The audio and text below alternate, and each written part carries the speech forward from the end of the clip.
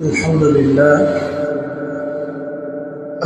لله رب العالمين، الصلاة والسلام على سيد الأنبياء والمرسلين وعلى آله وأصحابه أجمعين. أما بعد، أعوذ بالله من الشيطان الرجيم. بسم الله الرحمن الرحيم. ما كان محمد أبا أحد من رجالكم ولكن رسول الله وخاتم النبيين وكان الله بكل شيء عليما. صدق الله العظيم وصدق رسوله النبي الكريم. إن الله وملائكته يصلون على النبي يا أيها الذين آمنوا صلوا عليه وسلموا تسليما. اللهم صل على سيدنا مولانا محمد وعلى آل سيدنا مولانا محمد. সমস্ত প্রকার প্রশংসা সেই মহান আল্লাহ পাক রব্বুল আলামিনের দরবারে, যিনি আল্লাহ পাক রব্বুল আলামিন প্রতি সপ্তাহের ন্যায় আজও পবিত্র জুমার দিনে আমার আপনার মতো গুনাহগার বান্দাদিগকে বড় মহব্বত করে ভালোবেসে আল্লাহ পাক রব্বুল আলামিন জুমার নামাজ পড়তে আসার তৌফিক দিয়েছেন।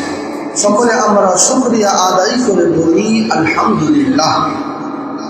তারই পরে জানাই, এই যে পবিত্র মাস, এই মাসের বরকত ফজিলাতের দিকে লক্ষ্য করলে পাওয়া যায় আমার আপনার নবী দুজাহানের বাদশাহ সাইয়্যিদিনা মুহাম্মদুর রাসূলুল্লাহ সাল্লাল্লাহু আলাইহি ওয়াসাল্লাম এই পবিত্র রবিউল আউয়াল মাসের 12 তারিখে দুনিয়ার জমিনে এসেছিলেন এবং বিশ্বনবী পাক সাল্লাল্লাহু আলাইহি ওয়াসাল্লাম এই পবিত্র রবিউল আউয়ালের 12 তারিখে আবার দুনিয়ার জমিন থেকে বিদায় নিয়েছিলেন। সেই নবী পাক সাল্লাল্লাহু আলাইহি ওয়াসাল্লাম রওজাতুল আতাহারে অনস্র দরুদ ও সালামের নজরানা বর্ষিত হোক। সকলে বলি আল্লাহুম্মা আমিন। সর্বোপরি জানাই আমার সম্মুখে উপস্থিত আমার দিনদার ইমানদার আল্লাহওয়ালা মুত্তাকিন ভাই ও বাবাজিরা, তার আজকে জুমার সম্মানিত মুসলিম বৃন্দ, সকলকে জানাই আমার আন্তরিক শুভেচ্ছা ও সালাম। আসসালামু আলাইকুম ওয়া রাহমাতুল্লাহ। সম্মানিত মুসলিম বৃন্দ, আজ আমরা উপস্থিত হয়েছি পবিত্র রবিউল আউয়াল মাসের 16তম তারিখ, অর্থাৎ দ্বিতীয় জুমা। এই পবিত্র মাসে বিশ্বনবী পাক সাল্লাল্লাহু আলাইহি ওয়াসাল্লাম দুনিয়ার জমিনে এসেছিলেন, আবার এই মাসে বিশ্বনবীর ওফাত হয়েছিল। আজ আমরা আলোচনা করব যে বিশ্বনবী মুহাম্মদুর রাসূলুল্লাহ সাল্লাল্লাহু আলাইহি ওয়াসাল্লাম নবী হয়েছে এই বিষয়ে কয়েকটি দলিল আপনাদের সম্মুখে পেশ করব ইনশাআল্লাহ। আমার সম্মানিত মুসলিম, দেখুন, বর্তমান সময়ে বর্তমান সমাজে যখন আমাদের কাছে একজন নতুন মানুষ আসে,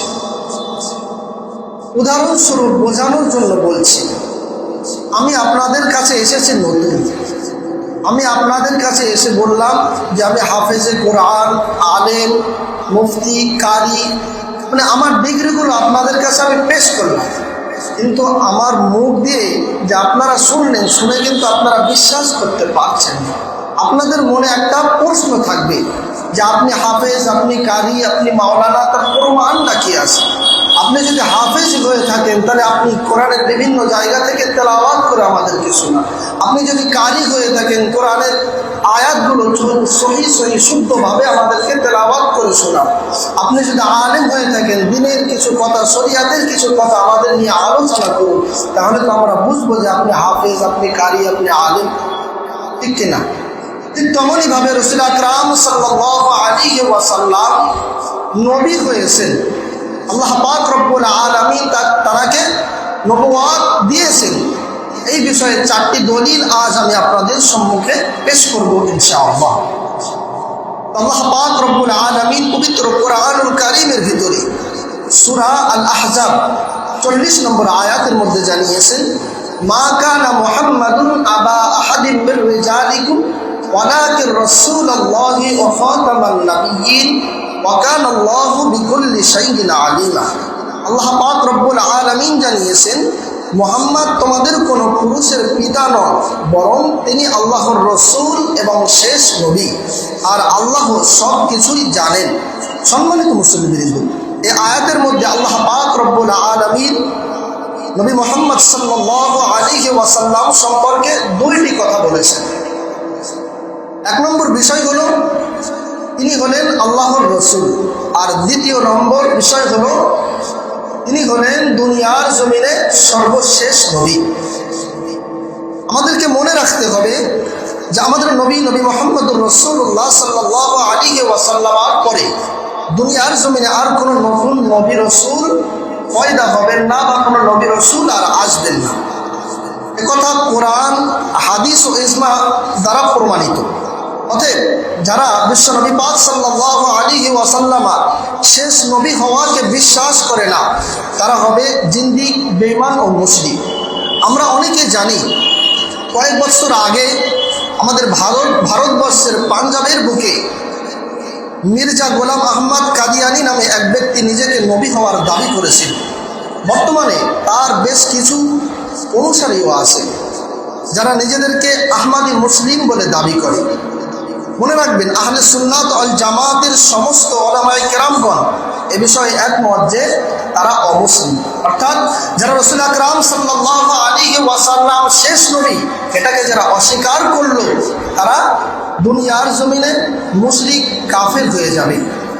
সুতরাং মির্জা গোলাম আহমদ কাদিয়ানি, এই যে পাঞ্জাবের ওই মানুষটা নিজেকে নবী দাবি করেছিল এবং কয়েকটা মানুষ, এক শ্রেণীর মানুষ তাকে নবী বলে মেনে নিয়েছিল, তারা কোরআন ও হাদিস ও ইজমা দ্বারা প্রমাণিত তারা অমুসলিম হয়ে গেছে। না, সম্মানিত মুসলিম ভাই বাবাজিরা, এমনকি কিতাবের ভিতরে পাওয়া যায় যে তাদের সঙ্গে, ওই সমস্ত মানুষদের সঙ্গে বিয়ে শাদী করা একেবারেই হারাম এবং তাদের জানাজা নামাজ পড়াও নাজায়েজ। তাদেরকে আমাদের কবরস্থানে দাফন করতে দেওয়া নিষিদ্ধ করা হয়েছে। সম্মানিত মুসলিম, শুধু তাই নয়, আল্লাহ পাক রব্বুল আলামিন যে পবিত্র কোরআনুল কারীমের সূরা আল আহজাবের 40 নম্বর আয়াতের মধ্যে আল্লাহ তাআলা নবী মুহাম্মদ সাল্লাল্লাহু আলাইহি ওয়াসাল্লামকে আল্লাহর রসূল বলেছেন। এখন প্রশ্ন হলো যে তিনি যে আল্লাহর রসূল ও নবী, তা আমরা কিভাবে বুঝব? আমাদের কাছেও তো কিছু প্রমাণের দরকার। যে নবীকে আমরা দেখিনি, যে নবীর কথা শুনে, যে নবীর আল্লাহ পাক রব্বুল আলামিন কোরআনুল কারীম যে নবীর উপরে নাজিল করেছেন, সেই কোরআনকে আমরা মেনে চলছি, সেই রাসূলুল্লাহর হাদিসগুলো, কথাগুলো আমরা মেনে চলছি, অথচ আমরা নবীকে দেখিনি। কিন্তু রাসূলুল্লাহ সাল্লাল্লাহু আলাইহি ওয়াসাল্লাম তিনি হলেন আল্লাহর শেষ নবী, এটা আমরা কিভাবে বুঝব? এই জন্য আমি আপনাদেরকে বলতে চাই, মনে রাখা দরকার, বিশ্ব নবী মুহাম্মদুর রাসূলুল্লাহ সাল্লাল্লাহু আলাইহি ওয়াসাল্লামের নবী হওয়ার 4টি দলিল কিতাবের ভিতরে পাওয়া যায়। বেশ অনেকটা দলিল আছে যে বিশ্ব নবী মুহাম্মদুর রাসূলুল্লাহ সাল্লাল্লাহু আলাইহি ওয়াসাল্লাম শেষ নবী।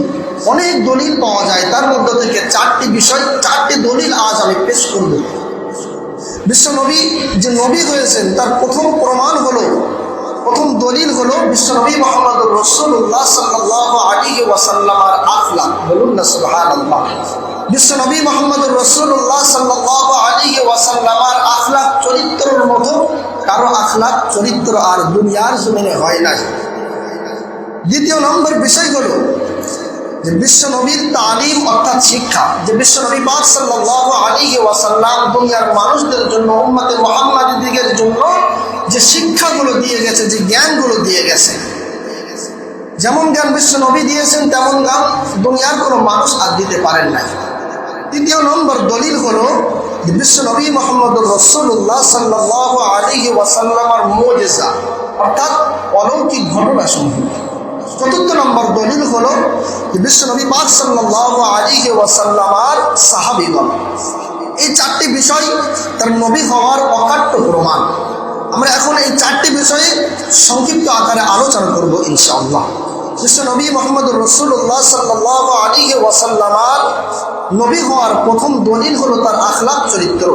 যে নবী মুহাম্মদ সাল্লাল্লাহু ওয়াসাল্লাম সর্বোত্তম আদর্শের অধিকারী ছিলেন।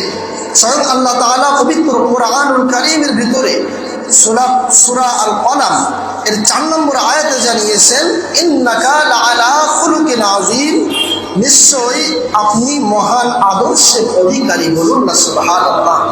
এই কথা দুনিয়ার কোনো মানুষ বলেন নাই, স্বয়ং আল্লাহ পাক রব্বুল আলামিন বিশ্ব নবীকে জানিয়েছেন যে ইন্নাকা লাআলা খুলুকিন আযীম, হে নবী নিশ্চয়ই আপনি সমস্ত আখলাকের উচ্চ সম্মানের উচ্চ চরিত্রবান, এবং আপনার উপরে আপনার থেকে ভালো চরিত্র ভালো আখলাক আর কাউকে হতে পারে না।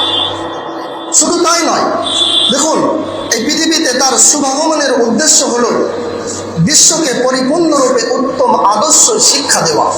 মুআত্তা মালিক একটি হাদিস বর্ণনা করেন, হযরত আবু হুরায়রা রাদিয়াল্লাহু তাআলা আনহু থেকে হাদিসটি বর্ণিত আছে যে তিনি বলছেন, রাসূলুল্লাহ সাল্লাল্লাহু আলাইহি ওয়াসাল্লাম বলেছেন, ইন্নামা বুইসতু লিউতিম্মা মাকারিমাল আখলাক, নিশ্চয় আমাকে পাঠানো হয়েছে উত্তম আদর্শ সমূহকে পরিপূর্ণ করার জন্য। বলুন না সুবহানাল্লাহ। এই জন্যই তার সুন্দর আদর্শের কোনো তুলনাই হয় না। তার উন্নত আদর্শের একটি নমুনা লক্ষ্য করুন। আমরা যদি একটু দৃষ্টিপাত করি হাদিস শরীফের দিকে, সহিহ বুখারী শরীফের হাদিসে বর্ণিত আছে, ৪র্থ হিজরিতে কোনো এক যুদ্ধ থেকে ফেরার পথে আমার আপনার নবী দোজাহানের বাদশাহ সাইয়্যিদিনা মুহাম্মদুর রাসূলুল্লাহ সাল্লাল্লাহু আলাইহি ওয়াসাল্লাম একটি বাবলা গাছের নিচে বিশ্রাম নেওয়ার জন্য বসেছেন। কোনো এক ৪র্থ হিজরিতে কোনো একটা যুদ্ধ থেকে ফেরার পথে রাসূলুল্লাহ রাস্তার ধারে একটা বাবলা গাছের নিচেই বিশ্রাম নেওয়ার জন্য বসেছেন, এবং রাসূলুল্লাহ তরোয়ালটা এই বাবলা গাছের ডালে বাঁধিয়ে রেখেছেন। এমন সময় একটা মুশরিক ব্যক্তি এসে সেই বাবলা গাছ থেকে রাসূলুল্লাহ তরোয়ালটা নিয়ে বলল, মাইয়াম নাউকা মিন্নি, হে মুহাম্মদ এখন তোমাকে আমার হাত থেকে কে বাঁচাবে? তখন আমার আপনার নবী দোজাহানের বাদশাহ সাইয়্যিদিনা মুহাম্মদুর রাসূলুল্লাহ সাল্লাল্লাহু আলাইহি ওয়াসাল্লাম উত্তরে বলেছিলেন, আল্লাহ। বলুন না সুবহানাল্লাহ। হে মুহাম্মদ তোমাকে আমার হাত থেকে এখন কে বাঁচাবে? তখন আমার আপনার নবী বললেন, আল্লাহ বাঁচাবে।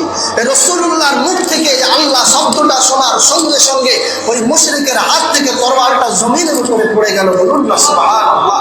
তারপরে আমার আপনার নবী সেই তরবারটা জমিনের উপর থেকে তুলে ওই ব্যক্তিকে লক্ষ্য করে বললেন, ওমাইয়ামনাউকা মিন্নি, এবার তোমাকে আমার হাত থেকে কে বাঁচাবে? তখন লোকটি বলল, তোমার পক্ষ থেকে আমি সৎ ব্যবহারের আশা রাখছি, তুমি আমাকে ক্ষমা করে দাও। তখন আমার আপনার নবী দোজাহানের বাদশাহ সাইয়্যিদিনা মুহাম্মদুর রাসূলুল্লাহ সাল্লাল্লাহু আলাইহি ওয়াসাল্লাম লোকটিকে লক্ষ্য করে বললেন, তুমি কি এ কথার সাক্ষ্য দাও যে আল্লাহ ছাড়া কোনো মাবুদ নেই এবং আমি মুহাম্মদ আল্লাহর রাসূল? লোকটি রাসূলুল্লাহ এই কথার উত্তরে বলল, না আমি সাক্ষ্য দেই না। তারপর বিশ্বনবী মুহাম্মদুর রাসূলুল্লাহ সাল্লাল্লাহু আলাইহি ওয়াসাল্লাম লোকটিকে ছেড়ে দিলেন, তাকে আর কিছুই বললেন না। তারপর লোকটি যখন নিজের গোত্রের কাছে ফিরে গিয়ে মানুষদেরকে বলতে থাকলো, যখন নিজের দেশে ফিরে গিয়ে নিজের বংশের কাছে ফিরে গিয়ে বংশের মানুষদেরকে বলতে থাকলো যে আমি এমন একজন মানুষের কাছ থেকে এক্ষুনি ফিরে এসেছি যে বলে টলে বিশ্বনবী পাক সাল্লাল্লাহু আলাইহি ওয়াসাল্লাম সম্পর্কে ওই গোত্রের মানুষদের কাছে অনেক প্রশংসা করতে লাগলো, রাসূলুল্লাহ সম্পর্কে অনেক প্রশংসা করতে লাগলো। এমন সময় তার বংশের মানুষেরা এবং সেই ব্যক্তি সকলে মিলে একসঙ্গে এসে রাসূলুল্লাহ সাল্লাল্লাহু আলাইহি ওয়াসাল্লামের দরবারে হাজির হয়ে ইসলাম ধর্মকে গ্রহণ করে নিলেন, কলেমার দাওয়াত কবুল করে নিলেন। বলুন না সুবহানাল্লাহ। তাহলে রাসূলুল্লাহ সাল্লাল্লাহু আলাইহি ওয়াসাল্লামের আদর্শটা কত নম্র, কত ভদ্র আদর্শ ছিল, কেমন তারা চরিত্র ছিল। বর্তমান সমাজের দিকে লক্ষ্য করলে কোনো নেতা মন্ত্রী যদি এমন অবস্থার সম্মুখীন হতেন তাহলে তিনি কেমন ব্যবহার করতেন, এই বিষয়টা একটু ভাবার দরকার।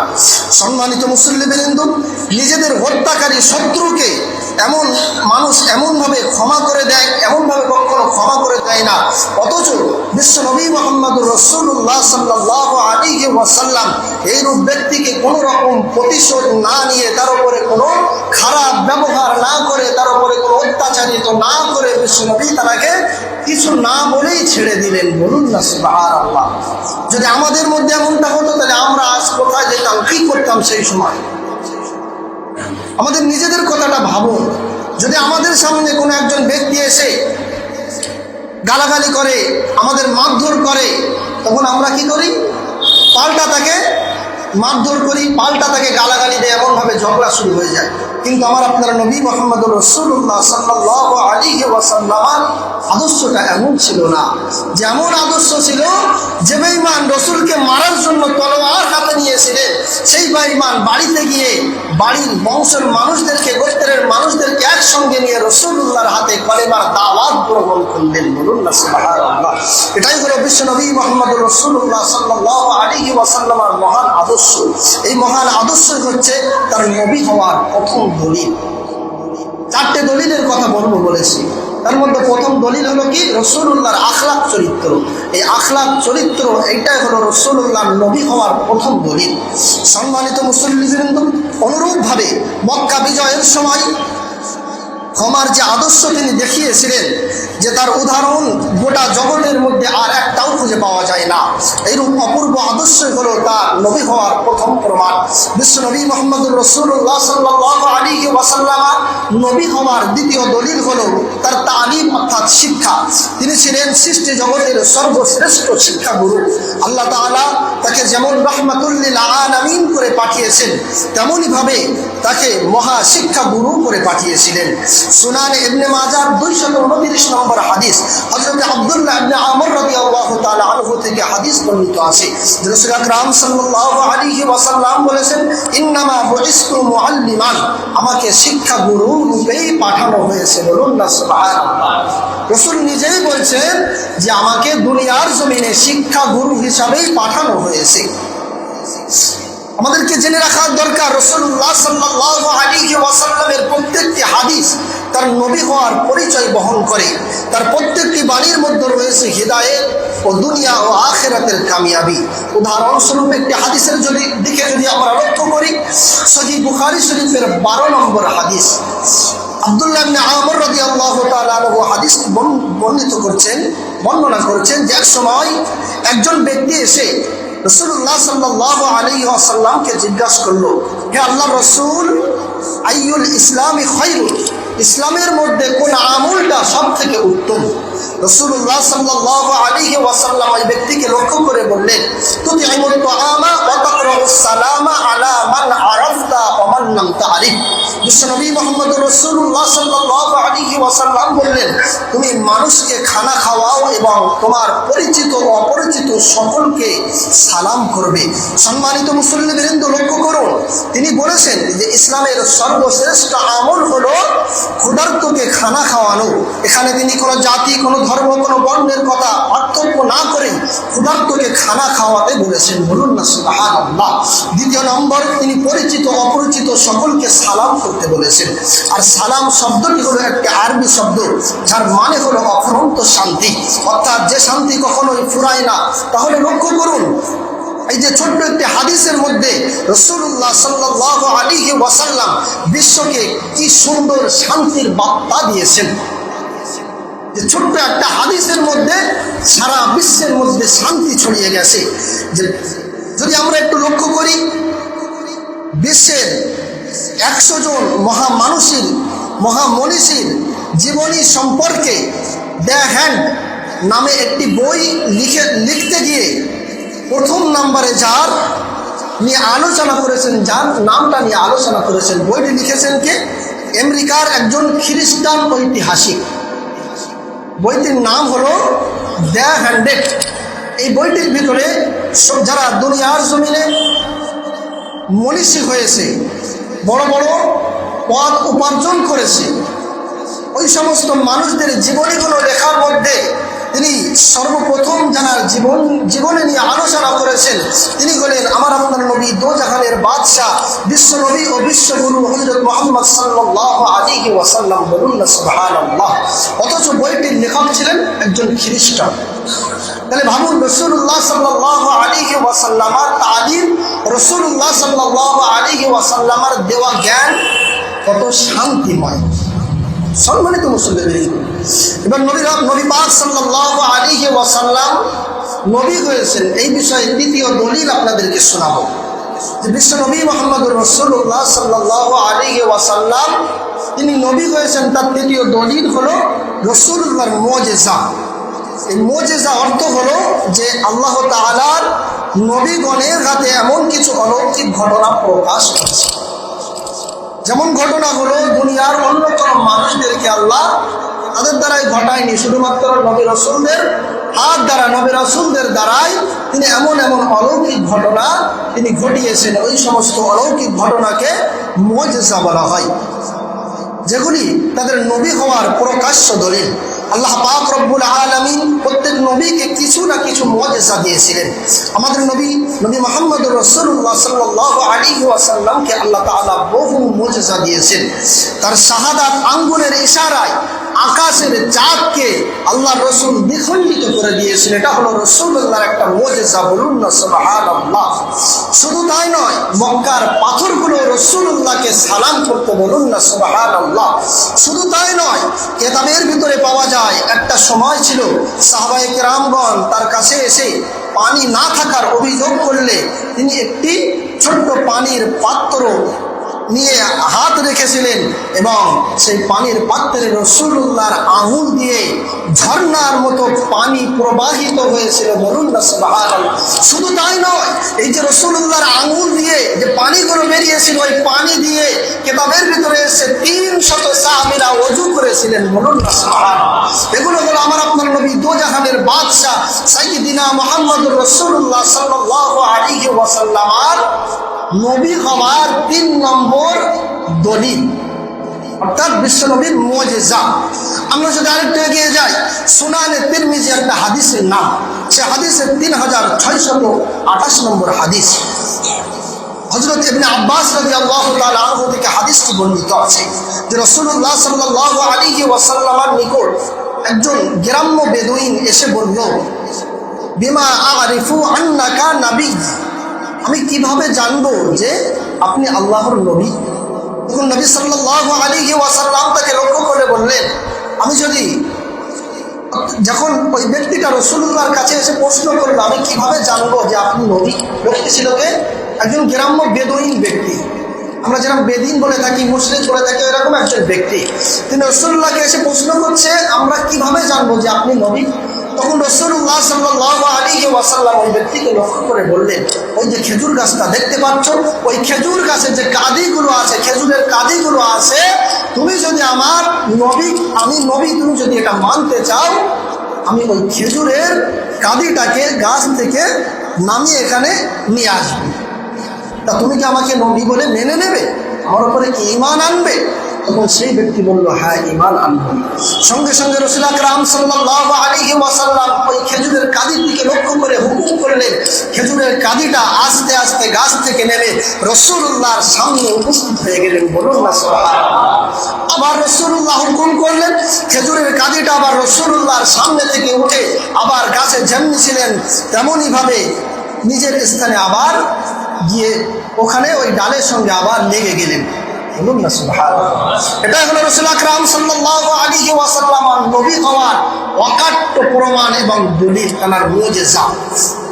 সম্মানিত মুসল্লিবৃন্দ, এমন সময় এই যে বেদিন ব্যক্তিটা রাসূলুল্লাহর কাছে এসেছিল, তখন সেই ব্যক্তি সঙ্গে সঙ্গে রাসূলুল্লাহর এই মুজিজাটা দেখে সঙ্গে সঙ্গে রাসূলুল্লাহর হাতে তিনি কলেমার দাওয়াত গ্রহণ করে নিলেন, বলুন না সুবহানাল্লাহ।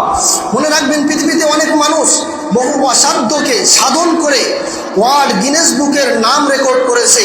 এভারেস্ট জয় করার ক্ষেত্র থেকে শুরু করে মঙ্গল গ্রহে পাড়ি দেওয়া পর্যন্ত সবই করতে পেরেছে। কিন্তু আল্লাহ পাক রব্বুল আলামিনের পবিত্র কোরআনুল কারীমের ভিতরে একটি ছোট্ট সূরার মতো আরেকটি সূরা দুনিয়ার কোনো মানুষ লিখতে পারেননি, বলুন না সুবহানাল্লাহ। এটা হলো রাসূলুল্লাহর একটা মুজিজা। সম্মানিত মুসল্লিবৃন্দ, নবীজির নবী হওয়ার 4th নম্বর দলিল আমরা শুনব। যেরকম 4th নম্বর দলিল হলো বিশ্ব নবী সাহাবীগণ। কথাই বলে যে বৃক্ষ তোমার নাম কি?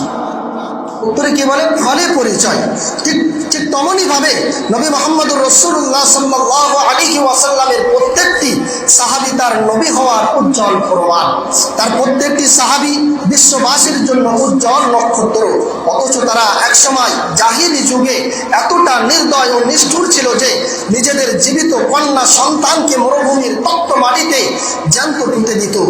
তারা এতটা বর্বর ও হিংস্র ছিল যে চুরি ডাকাতি করে মানুষদের ধনসম্পদ লুট করতে, অসহায় মানুষের মুখের খাদ্য কেড়ে নিত।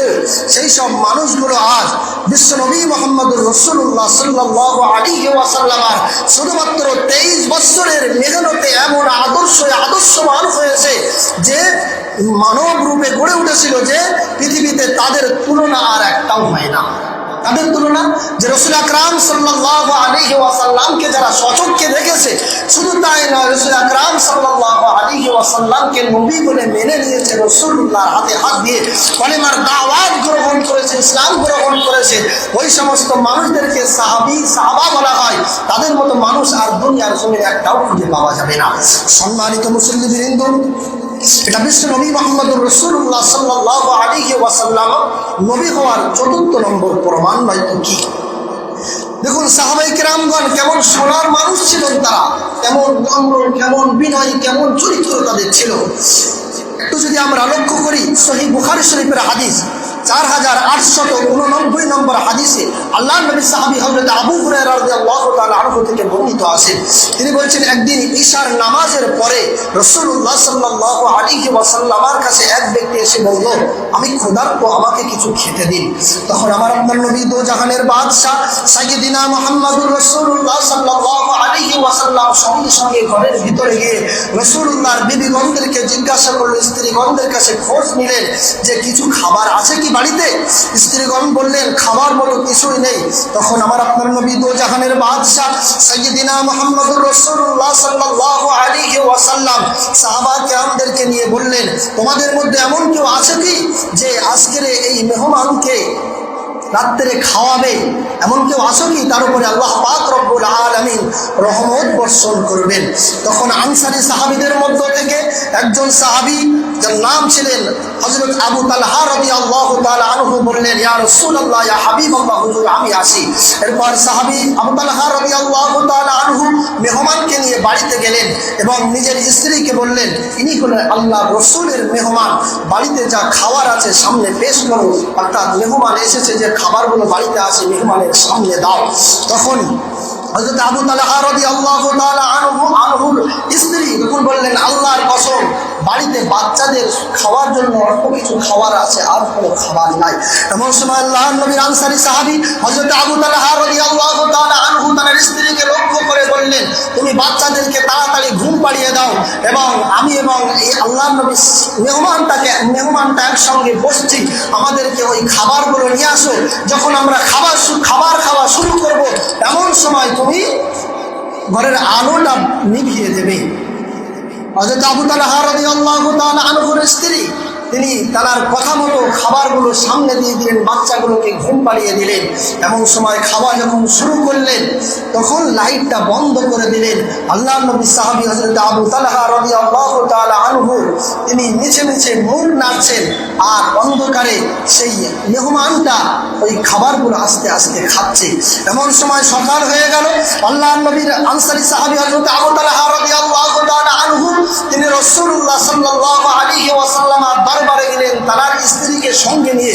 রাসূলুল্লাহ দরবারে যাওয়ার সঙ্গে সঙ্গে আল্লাহ রাসূল সাল্লাল্লাহু আলাইহি ওয়াসাল্লাম তিনি বলছেন, আবু তালহা এবং তোমার স্ত্রী, তোমাদের দুজনের উপরে আল্লাহ পাক রব্বুল আলামিন খুশি হয়ে গেছেন, রাজি হয়ে গেছেন। বলুন না সুবহানাল্লাহ। তোমাদের রাতের অন্ধকারের মেহমানদারিতে আল্লাহ পাক রব্বুল আলামিন নিজেই হেসেছেন, আনন্দ বোধ করেছেন। বলুন না সুবহানাল্লাহ।